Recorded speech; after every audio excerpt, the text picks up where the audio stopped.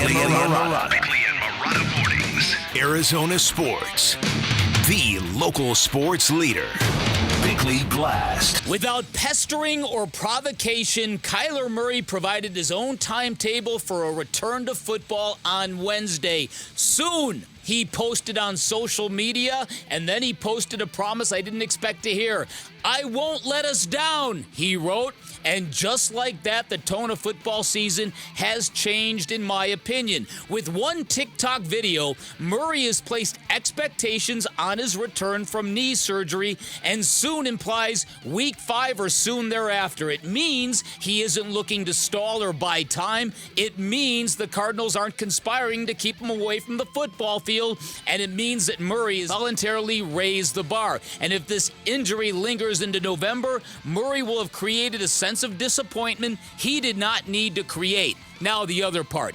"I won't let us down" implies that Murray is not feeling apprehensive about his knee or any trepidation about his return. And if that doesn't excite you, then you are too far gone in your hate for Murray to feel a thing. And as like Ruthless likes to say, you'd rather focus on the little sooner than what it might mean for Murray to rejoin a team with possibly 75% of the season remaining. Now, maybe Murray is motivated after watching Josh Dobbs nearly lead this team to a pair of victories. Maybe he's feeling a bit threatened by this newcomer, or maybe Murray has learned a valuable lesson in his absence from the game, namely how much he loves playing football. And I don't know about you, but I can't wait to see what that looks like.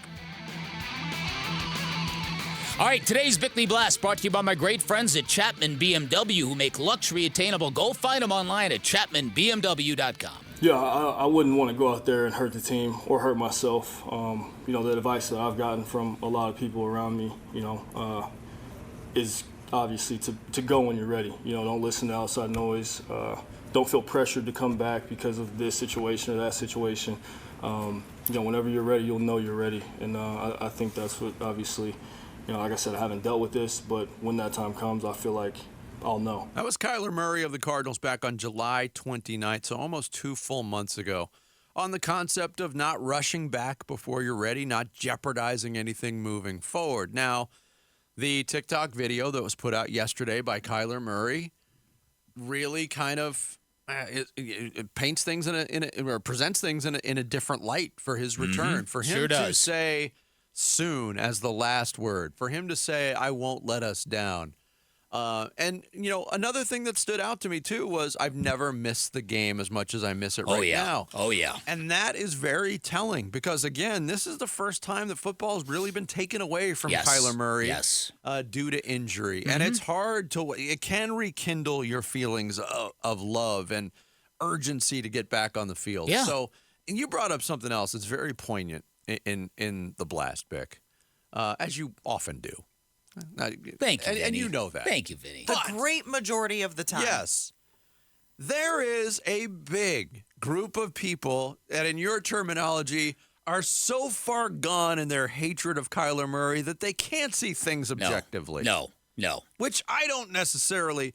Look, has he been the easiest guy to root for since he's been in Arizona? No, he hasn't. Has he been the most difficult? Far from it. Mm-hmm. But there are a lot of people that can't ever turn those feelings off now. I think he's been a bit I'm not underappreciated. He's been misinterpreted, I think, on some level. Not totally, but just a little bit. I don't think he's aloof, and I don't think he's I think he's shown qualities of being aloof in the past. And I think that leads to a lot of people's feelings. Yeah, he's shown things that look like aloofness, in my opinion. And I just think it was a kid who just, has been very, very sheltered.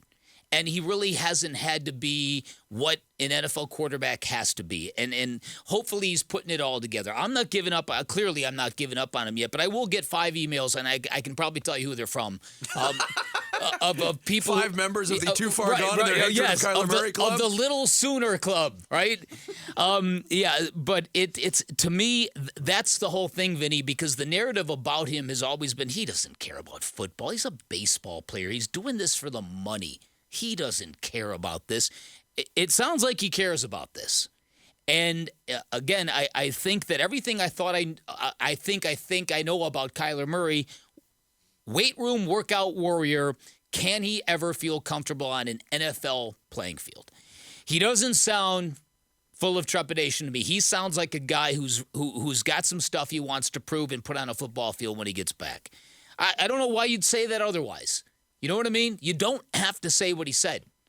You can just keep expectations low and come back and let the chips fall where they proverbially may. But I'm actually excited by this. And I told you earlier in the show today, after watching the game a third time, I've got a respect for Josh Dobbs. I really do. I think we don't give him credit for the poise he has shown coming into a very difficult situation to manage. And he's kind of kept everything under control. He hasn't been great. He hasn't won a game. He hasn't made plays at the end. In my way of viewing it, he's missing that one gene that great quarterbacks have, where at the end of the game, you give them the ball, it's just over. You're not winning. Yeah. If you give them the ball, the game is over.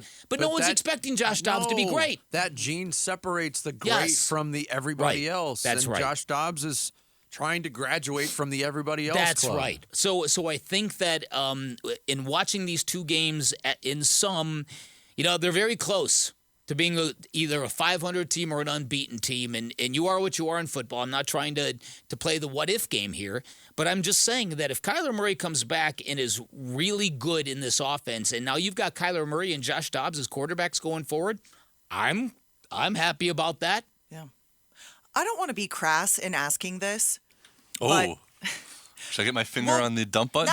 No. Injuries are brutal no matter the situation, but could this be almost a blessing in disguise for Kyler Murray that he gets a fresh restart, a chance to prove himself again with the fan base, win over those who have absolutely refused to like him or believe in him or want him here? Could this be a fresh start for Kyler with It's a good point. his own team? That's a really good point. Fresh start. When you were saying that, Sarah, the phrase that came to mind for me was the lighting, the relighting of a fuse. Things have changed. I mean, he's not still held in the same regard by this organization because the general manager that drafted him, the coach that coached him, they're gone. He is trying to prove himself. And look, the competitive spirit, we know Kyler Murray is a competitive maniac. We get that. Yeah. To be asked to prove yourself on any level again, that rekindles a lot of feelings. So, yeah, I mean, it could lead to a fresh start. And the attitude is right on the money for him. He wants to get back quick. Mm-hmm. Yeah, listen, I think the answer to that is yes, because this is his first serious injury, and I think he's coming out of it in what looks to be a good place. And again, I can't emphasize this anymore, or I can't emphasize this often enough. He was underserved by the previous coaching staff. They did him no favors. No. And general manager. Yeah, right. All of them. So the previous regime, I think, failed Kyler Murray. Not to mention possibly smearing him and making his reputation issues even worse. This is while rewarding him financially. Right. while doing these mixed messages, right? Yeah, and so I'm curious to see. He did not need to say this. This has got me excited. Yeah, it does.